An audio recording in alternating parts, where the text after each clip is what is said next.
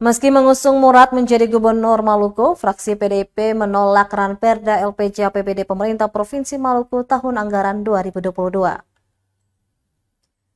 Fraksi Partai Demokrasi Indonesia PDI Perjuangan DPRD Provinsi Maluku tegas menolak rancangan peraturan daerah atau Ranperda tentang LPJ pelaksanaan APBD Provinsi Maluku tahun anggaran 2022.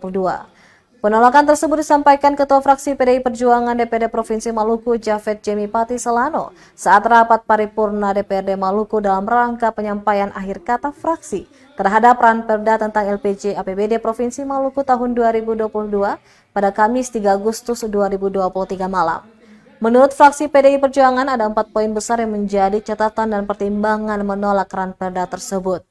Seperti tidak ada niat politik kemitraan untuk melakukan APBD perubahan tahun 2022, kemudian penyampaian Ranperda pertanggungjawaban pelaksanaan APBD yang lewat waktu, serta ketidakhadiran OPD dan TAPD dalam pembahasan bersama, dan juga kebijakan politik gubernur yang tidak menghargai hubungan kemitraan yang setara antara kepala daerah dan DPRD. Selanjutnya, atas pertimbangan tersebut, PDIP menilai pengelolaan APBD tahun 2022 oleh Gubernur sangat menyimpang dari visi, misi, dan janji-janji kampanye Gubernur yang telah ditetapkan dalam RPJMD 2019 hingga 2024. Juga semangat PDI Perjuangan yaitu mengutamakan kepentingan rakyat, pelayanan publik, dan setiap pengambilan kebijakan politik oleh kepala daerah dalam konteks kemitraan dengan DPRD tidak mengorbankan kepentingan masyarakat.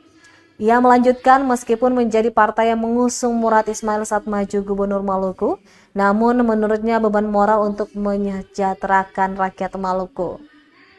Untuk itu PDI Perjuangan tetap menolak Ranperda tersebut. Pertanggungjawaban pelaksanaan APBD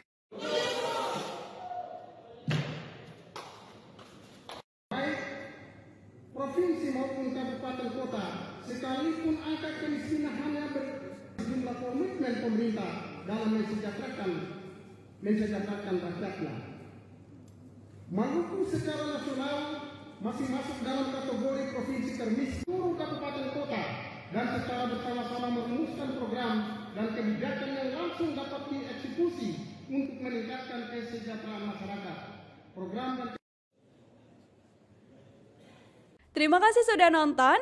Jangan lupa like, subscribe, dan share ya.